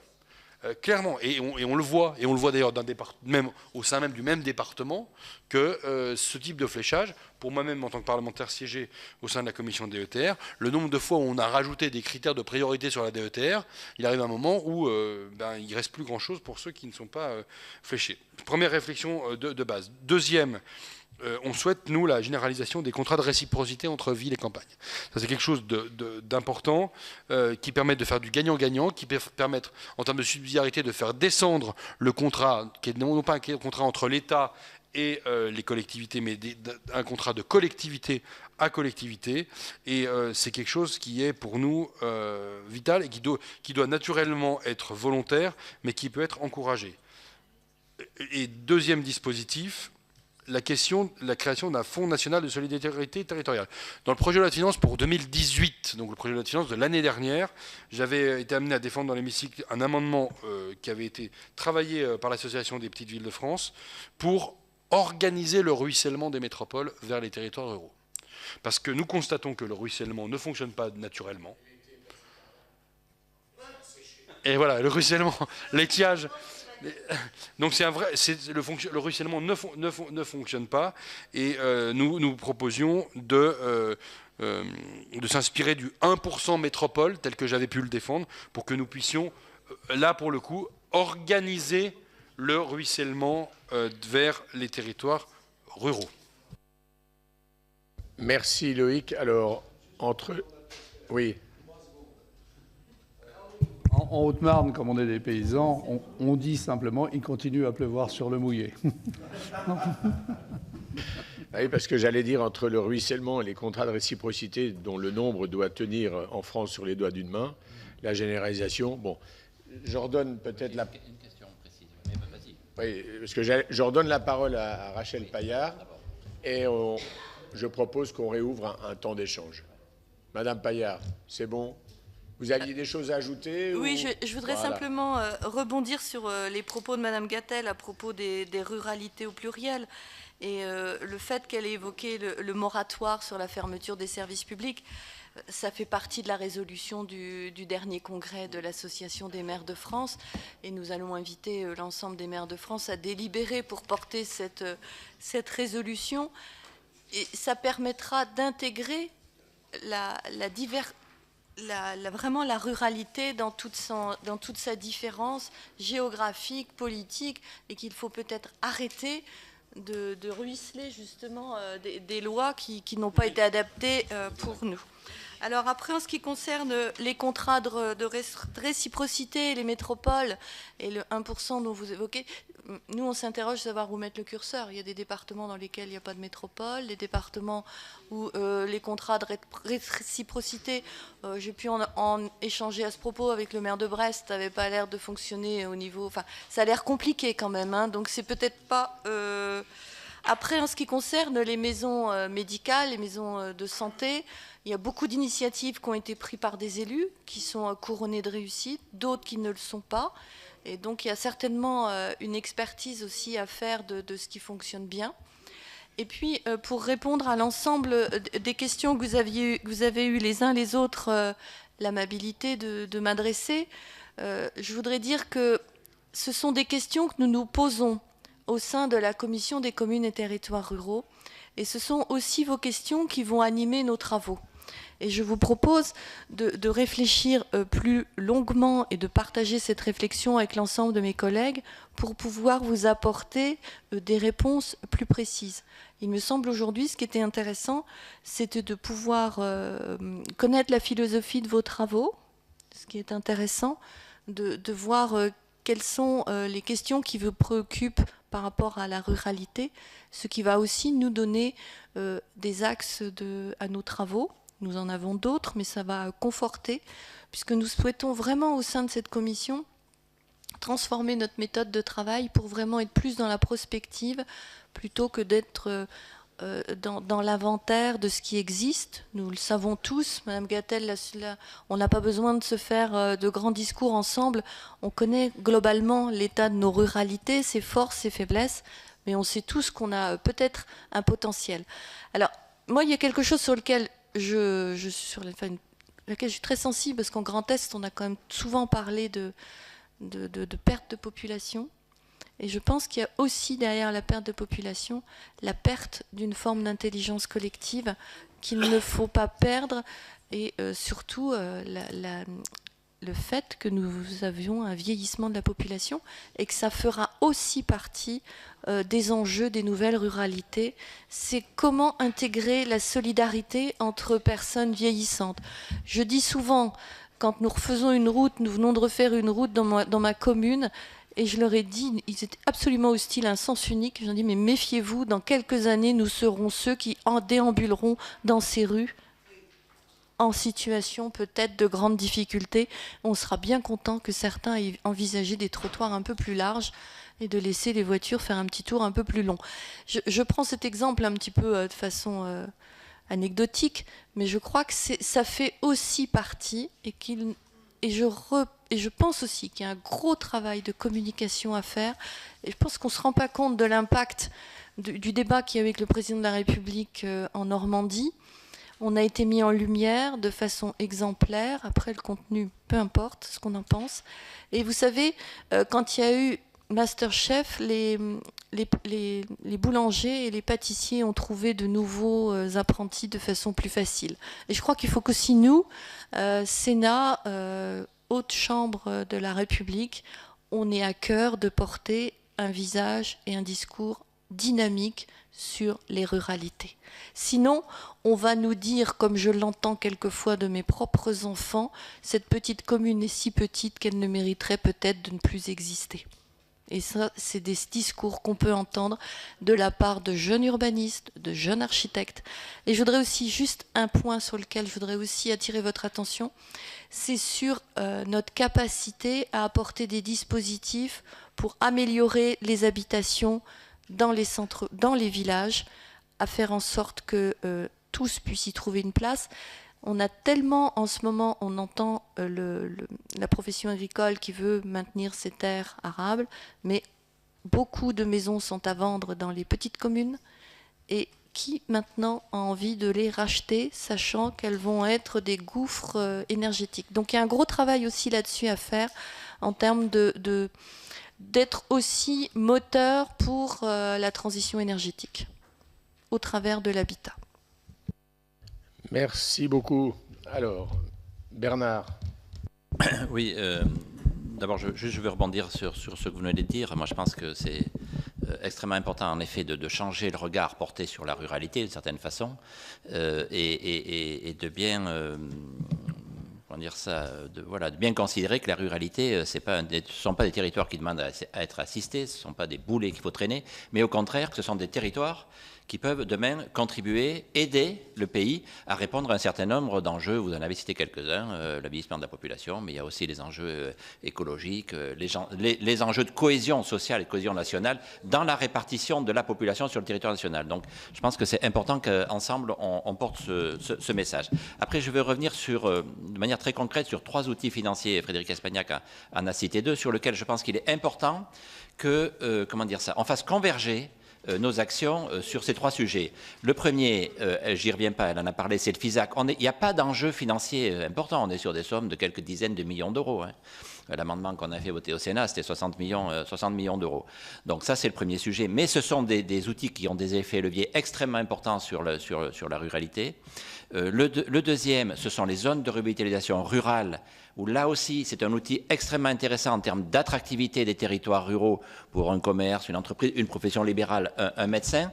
On sait que le dispositif créé en 1995 va se terminer en 2020 et qu'aujourd'hui, il y a un rapport issu de 2 députés de l'Assemblée nationale qui considère que ça n'a aucun intérêt et qui propose donc de mettre fin au dispositif des ZRR. Oui, les EHPAD en font partie. Donc, je pense, moi j'ai demandé à la Commission des finances de pouvoir justement faire un rapport sur ce sujet pour un contre-rapport en quelque sorte, si je peux dire, pour montrer l'intérêt des ZRR, parce qu'on le vit sur le terrain, on n'a pas besoin d'en faire de la théorie, on a des exemples concrets sur le terrain, donc je vais le faire. Et le troisième, ça concerne les contrats de ruralité, parce que on a réclamé, on s'est battu pendant longtemps pour pouvoir disposer de contrats de ruralité au même titre qu'il existe depuis longtemps des contrats de ville.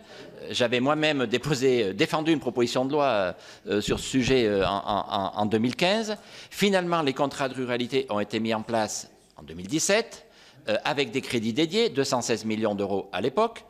Aujourd'hui, ces contrats de ruralité, on ne peut pas dire qu'ils n'existent plus. Il n'y a plus de crédits dédiés. S'il n'y a plus de crédits dédiés, ça veut dire qu'il n'y a plus de contrats de ruralité. Donc, sur ces 3 sujets très concrets, de façon très pragmatique, le FISAC, les ZRR qui aujourd'hui sont menacés, sur lesquels on va faire un travail au Sénat, et les contrats de ruralité avec des crédits dédiés, sujet qu'on va reprendre dans le cadre des nouveaux contrats avec l'Agence nationale de cohésion des territoires. Je pense qu'il faut vraiment que nous, parlementaires et les associations d'élus, on ait vraiment des actions qui soient convergentes pour faire aboutir les choses sur ces sujets-là. Voilà, juste c'est pas une question, du coup, c'est des remarques que je veux, que je veux faire. Si je me permets de rebondir, monsieur le sénateur, c'est vrai que le FISAC, c'est vraiment un dispositif qui comptait, sur lequel on avait l'habitude, et que l'AMF sera vraiment à côté de vous, à la fois pour porter, défendre le FISAC et surtout aussi défendre le ZR. Quand il y a des dispositions qui disparaissent ou qui sont bougées, ça entraîne en cascade des conséquences difficiles à supporter sur les territoires, et que peut-être, au lieu de vouloir le réduire, on devrait plutôt l'élargir au niveau de l'espace géographique. Merci. Juste avant de redonner la parole à Françoise, parmi celles ou ceux d'entre nous qui n'ont pas pris la parole, il n'y a pas de demande de parole particulière. Donc, Françoise, puis Frédéric. Merci beaucoup. Le premier point que je voudrais reprendre après l'intervention de Rachel est en lien avec ce qu'on appelle les déserts médicaux. C'est-à-dire, je pense qu'il faut absolument, si on croit que notre pays, il est aussi fort de ce qui n'est pas la ville, moi je le dis comme ça, voilà. Il faut qu'on ait un discours extrêmement positif et qu'on valorise les atouts de nos territoires. Et pour avoir beaucoup travaillé sur ce qu'on appelle les déserts médicaux, et en réponse à ce que disaient Bernard les uns et les autres, sincèrement, si on se parle franchement, comment peut-on attirer de jeunes médecins quand on leur dit on va inventer des dispositifs coercitifs pour que vous viviez dans des déserts médicaux?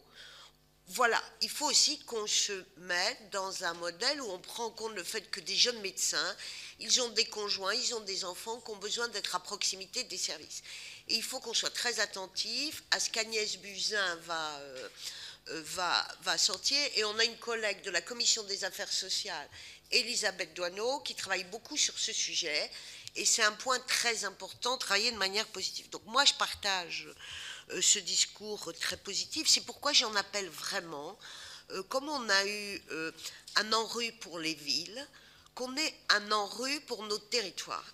Et quand on a demandé l'ANRU pour les territoires, on nous a répondu avec l'Agence nationale des territoires, qui n'est pas la bonne réponse. Mais c'est-à-dire, quel projet a l'État pour nos territoires? Et aujourd'hui, ce ne sont pas les élus ruraux qui interpellent, ce sont les gilets jaunes. C'est le mouvement derrière de gens qui se sentent délaissés. Enfin, sur la ruralité, je pense qu'il y a aussi une forme de ruralité dont on ne parle jamais. Ce sont certaines communes du littoral. Certaines communes du littoral qui ont de grosses difficultés, qui accueillent des populations vieillissantes, qui viennent de l'extérieur sans apporter de richesse, et qui les ont, entre guillemets, à charge au moment de la perte d'autonomie, et qui connaissent une population très faible l'hiver, et une population très importante l'été. On n'y pense pas, mais il faut aussi les intégrer. C'est une forme de ruralité. Et enfin, je voudrais insister sur ce qu'on a évoqué, c'est-à-dire le fait qu'il faut, pour redonner de l'attractivité, il faut muscler les centres-villes et les centres-bourgs, et qu'il y a un vrai projet urbain à avoir pour redonner envie à des habitants qui veulent tout le confort moderne de venir vivre dans des maisons de bourg qui ne soient pas des passoires thermiques, mais qui leur évitent beaucoup de déplacements. Et je pense qu'il faut qu'on travaille avec les régions ou avec les établissements publics fonciers qui doivent être capables d'être mobilisés pour venir aider les communes sur la non-déperdition d'un tissu de village ou de centre-bourg qui est important.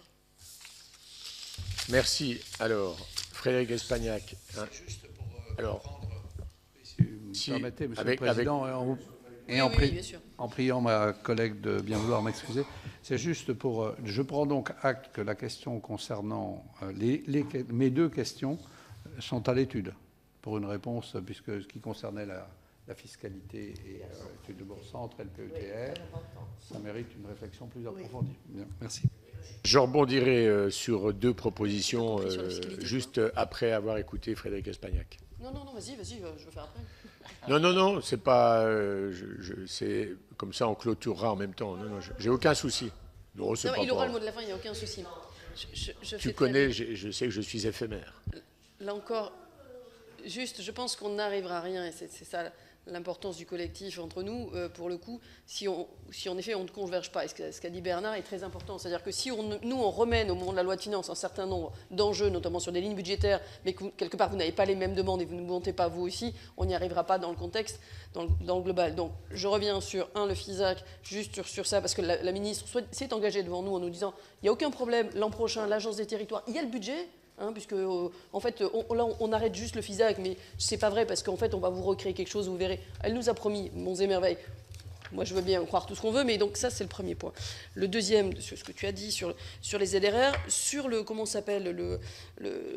déserts médicaux, il y a actuellement un travail d'une PPL qui est, au-delà des questions politiques, à l'Assemblée nationale, qui est en train de se faire sur les déserts médicaux. Je crois qu'il faut qu'on regarde les uns et les autres. Là aussi, à reprendre peut-être différemment, mais comment on peut faire.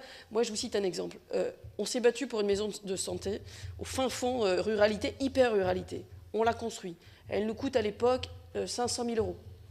Au moment d'ouvrir, impossible d'avoir des médecins. J'en avais 2 qui étaient prêts à venir, des jeunes, ils avaient les mêmes problématiques tous les 2, les conjointes. L'une était prof, elle était dans la région Île-de-France, fonctionnaire, donc du coup... il m'a fallu 2 ans pour la faire muter, et pourtant à l'époque, c'était le gouvernement François Hollande, avec tout ce que ça voulait dire, parce qu'elle n'avait pas les points et compagnie. Si on n'est pas capable de faire des choses qui ne coûtent pas cher, c'est-à-dire des points sur favoriser des emplois, même de fonctionnaires, ou des choses comme ça, avec des points, de la même façon qu'il y a des zones quartiers prioritaires en banlieue, de la même façon, voilà. Parce qu'on a plein de jeunes aussi qui ont envie de venir, et dans les écoles, dans les choses comme ça ne coûte pas cher, et il faudrait recréer potentiellement des espèces de barèmes qui favorisent ça. Moi, je vous citais un dernier exemple, et après je te laisse la parole. Il y a un truc qui m'a comment dire, meurtri, j'ai envie de dire, et ça a dû vous arriver peut-être pas encore complètement. Je disais à mon voisin, je me suis retrouvée pour la première fois, l'autre jour, à passer dans un village que je connaissais, qui est devenu un village fantôme. Plus personne. Dans le courrier international cette semaine, il y a un très gros papier sur des villages entiers en Espagne, ruraux, qui sont en train d'être rachetés pour 50 000 €, mais qui sont des villages fantômes. Moi, j'ai envie de dire aujourd'hui, si on n'a pas un plan ruralité, alors Jacqueline Gouraud avait l'air de dire qu'elle était prête à... Voilà. Mais à un moment donné, encore une fois, que ce soit avec les régions, que ce soit avec l'État, avec ce qui est en train de se passer sur les gilets jaunes, c'est assez simple, au final, une ruralité, malgré tout. C'est la maison de santé dont tu parlais tout à l'heure, ou potentiellement faire en sorte qu'on ait des jeunes qui viennent s'y installer. C'est garder au moins un commerce à un moment donné et permettre un certain nombre de choses. C'est toutes les maisons en centre-bourg, qui sont pour la plupart des jolies maisons, avec même du patrimoine, des choses comme ça, dont aujourd'hui, et je reviens à la proposition en rue, qui ne sont pas rénovées, qui sont aujourd'hui, alors qu'on a des jeunes couples qui voudraient rester dans leur commune, ils ne peuvent pas. On veut un permis de construire, on ne l'a pas parce que c'est pas possible, parce que dans les zones de ruralité, il y en a un par an. Alors que les gamins veulent rester, veulent se battre sur leur territoire et compagnie. Voilà, c'est assez simple au final. Mais pour ça, il faut qu'on se coordonne tous. Non, j'entends, bien sûr, mais il y a quand même des choses qui, au final... Le débat n'est pas ouvert avec vous, chère Madame Gatel. Merci. Loïc Hervé. Oui, merci, Monsieur le Président. Je voulais répondre aux appels de Bernard Delcros et de Frédéric Espagnac sur les dispositifs qu'on voit finalement disparaître par la disparition des fonds qui étaient, pour le coup, non pas fléchés, mais dédiés et très utiles. Donc, naturellement, vous pouvez compter sur l'Association des petites villes de France et ses représentants pour être aussi vigilants et constructifs que vous, pour qu'on revitalise aussi ces dispositifs-là. Sur la question des médecins, naturellement, le débat pourrait en lui-même être l'objet d'une ou de plusieurs tables rondes et nous entraînerait très loin.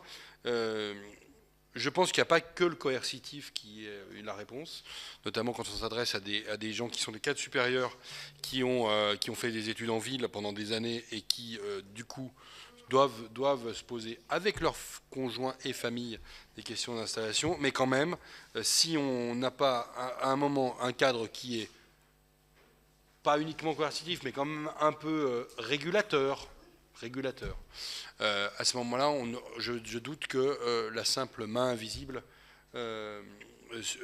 suffira à répondre aux problèmes que nous rencontrons, faute de quoi on ne serait pas aujourd'hui dans la situation qui est la nôtre. Et merci de nous avoir invités pour cette table ronde. Merci Loïc. Moi, je vous fais deux propositions. D'abord, la première, c'est de vous réadresser l'ensemble des questions. Voilà, pour, si vous le voulez, en tous les cas, les compléter. Si dans les réflexions de l'AMF ou des petites villes, vous souhaitez rencontrer, auditionner des collègues sénateurs, évidemment, ils sont à votre disposition. Et sur un sujet qui a été abordé sur la question de l'ingénierie dans, pour et au service des territoires. Alors moi, non seulement je partage, mais je voudrais juste vérifier 2 ou 3 choses. Moi, il m'apparaît que, vu les moyens entre ceux qui se sont grandement désengagés, au premier rang desquels l'État, certaines des grandes collectivités, régions, qui plutôt se dotent ou consolident leurs dispositifs, voire les renforcent. Les départements qui, parfois, font moins, puisqu'ils sont certes sur les solidarités, mais comme ils sont moins, ou ils se sentent moins engagés dans les politiques d'aménagement du territoire. Bon. Puis après, il y a quelques outils. Alors, il y a les CAUE, il y a les agences d'urbanisme, il y a parfois, entre les PETR, les SCOT, des choses qui existent, voire même à l'échelle d'un premier périmètre que j'appellerais le département, il peut y avoir, dans certaines intercommunalités, des bouts plus ou moins importants d'ingénierie. Moi, j'aurais tendance à penser que l'idéal serait peut-être d'avoir une conférence, je vais l'appeler comme ça pour ne pas dire un outil unique, mais en veillant, à mon avis, à une chose, à garder la culture un peu d'origine diverse de celles et ceux qui travaillent dans cette ingénierie. Pourquoi ? Parce qu'une métropole, dans son ingénierie, n'aura pas, sur tous les points, la même sensibilité qu'un département, qui n'aura pas tout à fait la même sensibilité qu'une agence d'urbain, qui n'aura pas forcément la... Bon. Et l'idée d'avoir des origines et des parcours différents de celles et ceux qui travaillent sur l'ingénierie, ni de l'ingénierie d'État, je pense que ça, c'est aujourd'hui encore une plus-value et c'est sur cette culture, je dirais, partagée qu'il faut travailler. Parce que sinon, le risque de dire, c'est pour ça que je ne sais pas si c'est une bonne idée, j'en parle là, d'avoir un dispositif, je dirais, unique, qui rassemble, c'est à un moment donné d'avoir un appauvrissement parce qu'on va recruter un peu toujours les mêmes profils, de gens qui veulent plutôt travailler en ville. Enfin, on voit bien ce qui vient d'être dit avec les médecins, on peut retrouver la même chose, et ça veut dire que la différence, l'appréhension, la connaissance que des équipes techniques peuvent avoir, et qui est pour moi très différente selon les origines, il faut faire attention que par un souci éventuellement de regroupement ou de simplification, on ne soit pas sur un modèle ou un moule unique de formation. Et à ce moment-là, ce serait une fausse bonne idée. Ouais, je lis, pardon. C'était un petit peu le président Barouin avait imaginé ça avec l'Agence nationale des territoires, en imaginant justement de pouvoir rassembler tous ceux qui avaient une ingénierie pour la mettre ensemble. Bon, c'est parti sur autre chose. Mais je vous rejoins. Il ne faut pas simplement que les choses soient descendantes, il faut aussi que l'ingénierie soit montante. C'est-à-dire qu'il faut aussi que les initiatives locales, quand on a des maires, on a la chance d'avoir des maires qui sont plus brillants en droit, d'autres qui sont plus brillants dans d'autres secteurs, puissent faire appel à une ingénierie qui serait adaptée à leur territoire. Sinon, on va se retrouver, si je caricature un petit peu, avec les expériences qu'on a pu avoir avec la DDE, à un moment, qui nous imposait tous la même rue, tous la même... Et donc, c'est vrai qu'il faut absolument que l'on trouve ensemble une façon de faire en sorte que l'initiative germe et soit le mieux accompagnée possible. Mais je vous rejoins complètement que nous n'avons pas un modèle qui serait déterminé. Il est à inventer au regard de la nouvelle organisation territoriale et au regard de la baisse des dotations. Donc il faut vraiment qu'on intègre et de la diversité des besoins des uns et des autres. Parce que si on veut revéliatiser nos territoires, il faudra quand même qu'on fasse preuve d'inventivité les uns et les autres et de souplesse, parce que sinon, si on continue à s'imposer des cadres et des normes, je veux bien. Alors, on est un petit peu.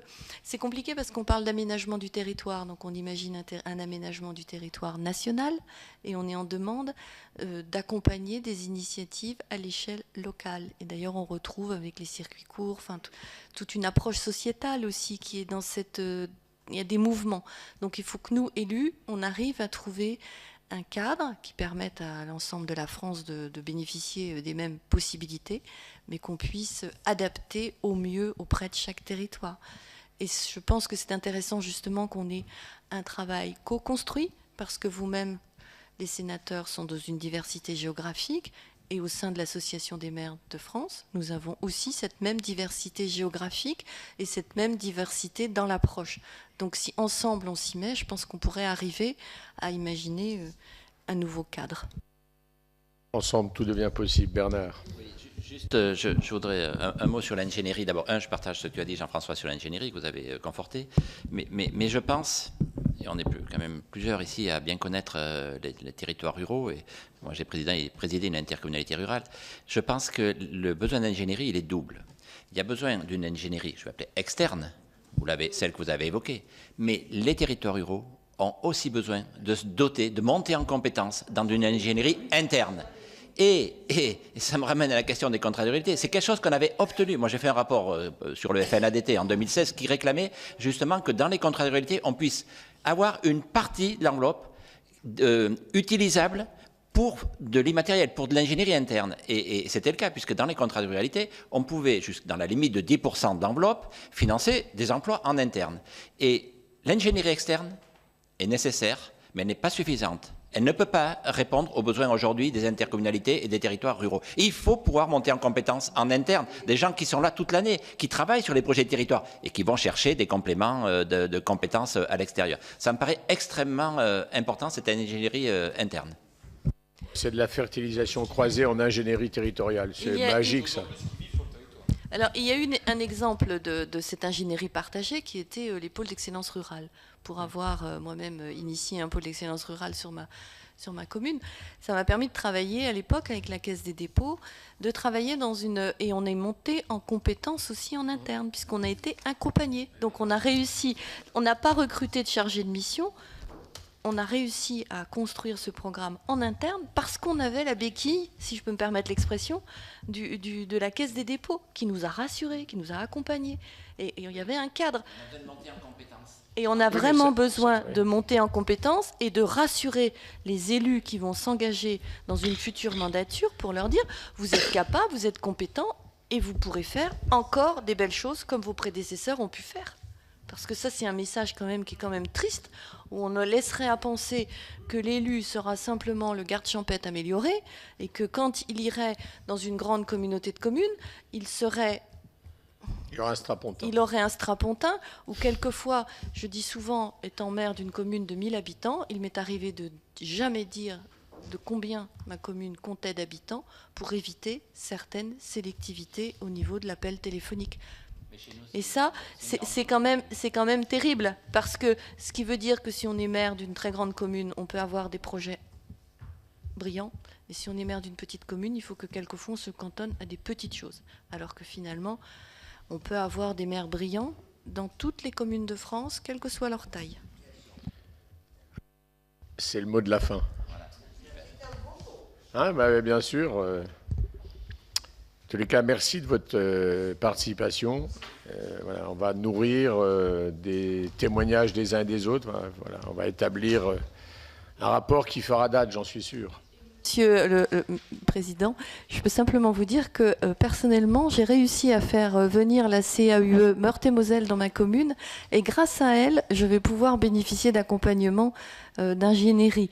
Alors, c'était un petit peu à la marge, parce que c'était qui, Francine Aubry-Bégin ? Non, c'était Marc Verdier qui est venu. Ah oui, c'est le tout nouveau directeur. Qui Oui, donc je l'ai eu un peu en... L'idée, c'était de faire un peu un test pilote pour inviter le département de la Marne à vous copier. C'est un de l'école d'archi. Enfin voilà. Non, mais moi je pense qu'on a intérêt à faire des choses comme ça. Voilà, et c'est un enfant d'un village de 50 habitants qui vous parle. Après, maintenant, je suis ancien. Mais je pense que cette culture, voilà, ici, on est bien au Sénat. Formidable.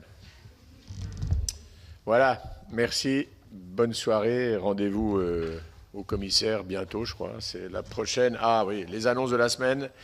Ce sera le 31 janvier de 13h30 à 15h, les relations entre l'État et les territoires ruraux. On n'aura pas assez d'1h30 alors.